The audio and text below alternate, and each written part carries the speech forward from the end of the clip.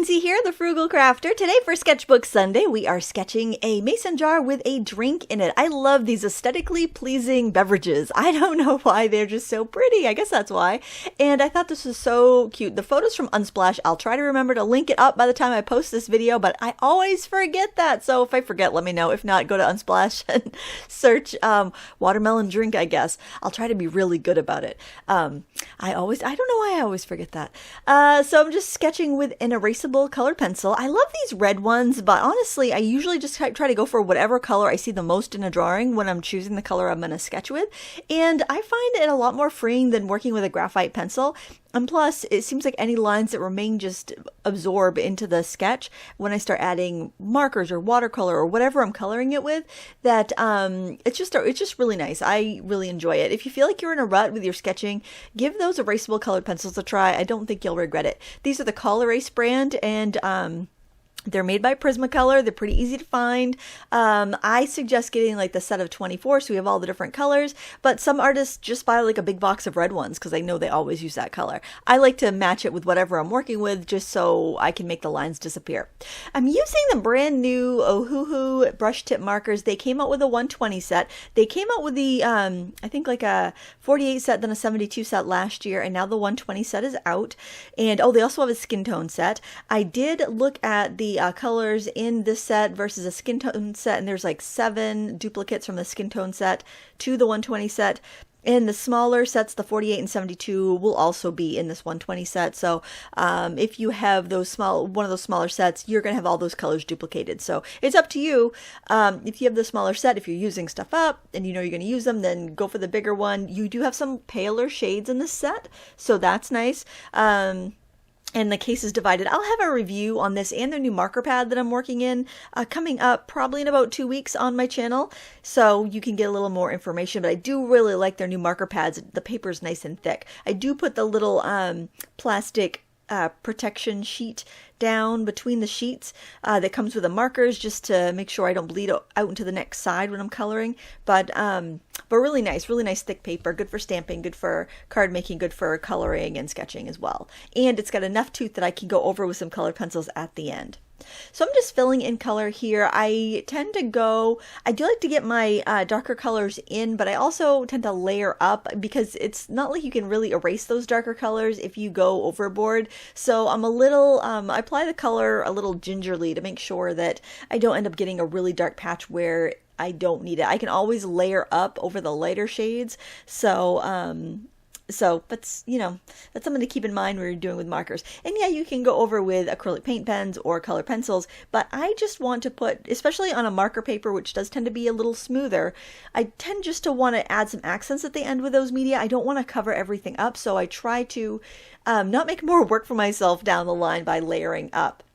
I find that these blush and peach shades do really well at capturing the kind of light, almost soda. It almost looks like a cherry 7-Up or something. I'm trying to capture those shades. Now it is time to go in with some darker colors because, well, the background was dark in this photo that I'm using too, but there's also some dark reflections, refractions, and shadows in here. So I'm going in with this darker red and getting those. I'm also using a stippling technique to kind of capture the carbonation that is in the drink. So kind of keep that in mind. Keep in mind the not only the texture of the smooth glass on the outside, but also the texture of what you have inside a jar or a glass. So that's useful whenever you're painting something in a vase and you can see through the vase, like stems of flowers and whatnot, or if it's a drink, because there's so many beautiful cocktails that are made and they're fun to draw.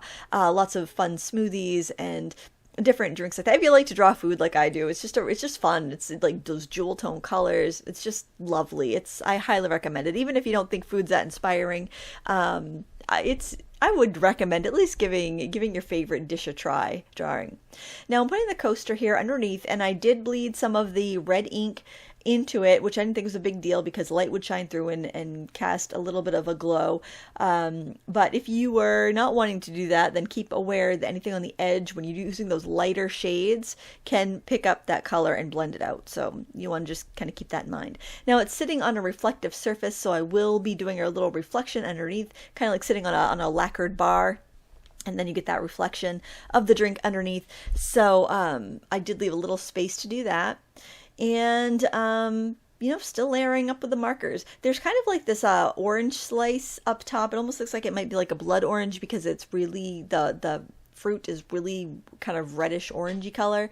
So I want to make sure that I got that in there. I'm putting the shadows in the garnish. It's probably mint or something, even though it looks kind of like lettuce. I would think you'd put mint in a watermelon drink, but I don't know. It's just kind of, maybe it's parsley for looks. I don't know. So again, layering up. I could see some yellow tones in the jar and on that rind from the citrus slice. So I wanted to use the same color. You can see I'm laying all the markers I'm using out. I'm not using oodles and oodles of markers. So I think there is a tendency to I think you need hundreds and hundreds of markers when you're getting started. I think having light shades is really important because you can layer them up and get a lot more versatility from lighter shades than from the really bold, intense shades that, like, you know, you buy a 12 pack of art markers. Those are going to be your super vivid shades. It's those more subtle, lighter shades that you'll find more useful, and also grays, because like I'm going in here with a gray because I didn't have quite the right shade of like burgundy in my marker pack. So I just went in with a gray and layered it up, and it worked good because it was transparent. So you can mix your colors that way. But those lighter shades are really handy because you can layer them up and get a full range of color that way. So keep that in mind. When I first started out, I had a pack of 36 Bic Markets that I got at Sam's Club, and then I just went to AC Moore, and like every week with a coupon, I bought a Prismacolor in a really, really pale shade.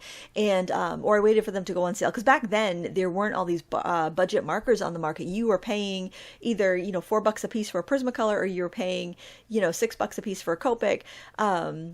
And you know, I would just kind of collect very slowly and just get those lighter shades on the expensive markers and fill in with the brighter, cheaper markers. But now, if you're just getting into markers, you are in such luck because there's so many affordable brands out there. I mean, these brush markers are less than $1 a piece.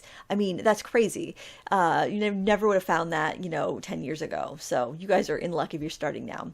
I'm working on the reflection, just kind of getting those colors down, and things still look a little cartoony and choppy, and they will until I get the colored pencils in. I think it's kind of challenging to work with something that's really dark and reflective just in marker alone, so really having the colored pencil will save you tons of time. And then I can go in here and add those kind of mid-tone highlights to everything and just flesh things out and make them feel a little bit more solid, because the Prismacolor pencils, those are the pencils I like to use for this. They're a little bit more opaque. I would call them semi-opaque rather than translucent. So I can go on and get these glassy reflections on top of the glass. I can get that surface texture of the glass, and I can also get the textures of the things that are coming outside of the mouth of the jar to give it a little bit more realism.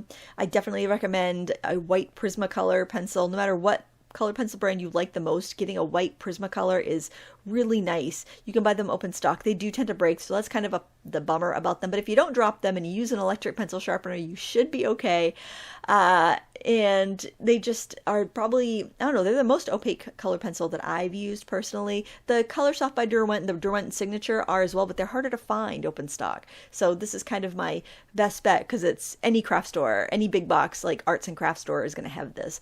And I'm also going in with some burgundy. I think this is maybe raspberry, and adding some of the deeper shadows. And you can start to see that it's starting to feel round now.